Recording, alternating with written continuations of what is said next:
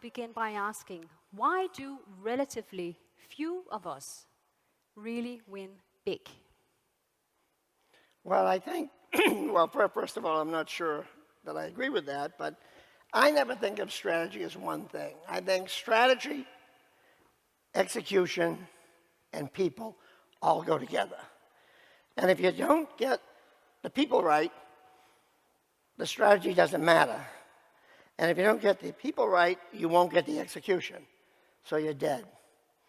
So from my standpoint, strategy is sort of a purist thing. It's more academic. Execution and getting it done is what it's all about.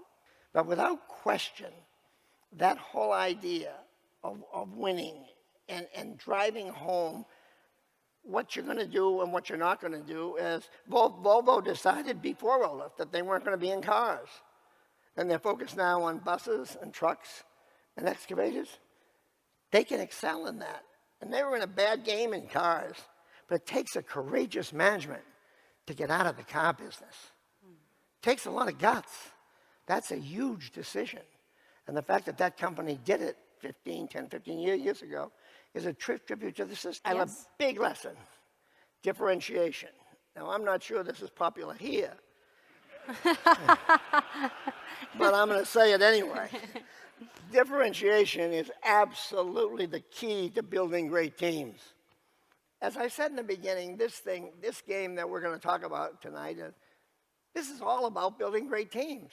The idea that Jack Welch could design a jet engine, build a plow plant, write a comedy for television, all these things is silly.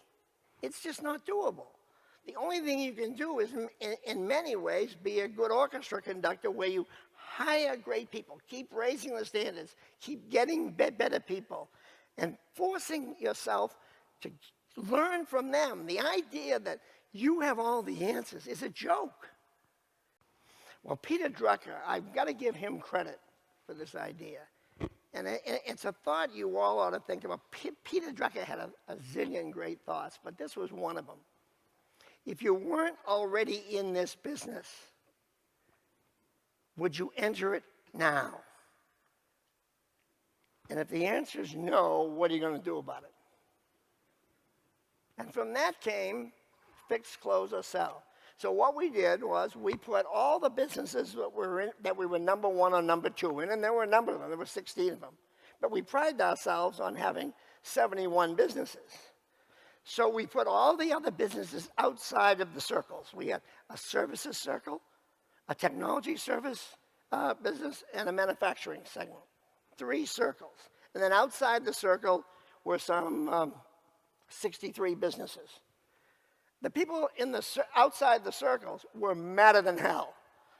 What are we, in a leper colony? What's wrong with us? Etc.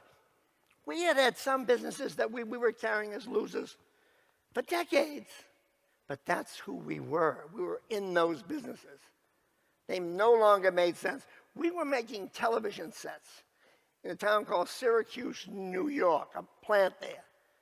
And our manufacturing cost was 25% more than the Japanese were selling television sets in Syracuse, New York. That didn't take a strategic whiz to get the hell out of it.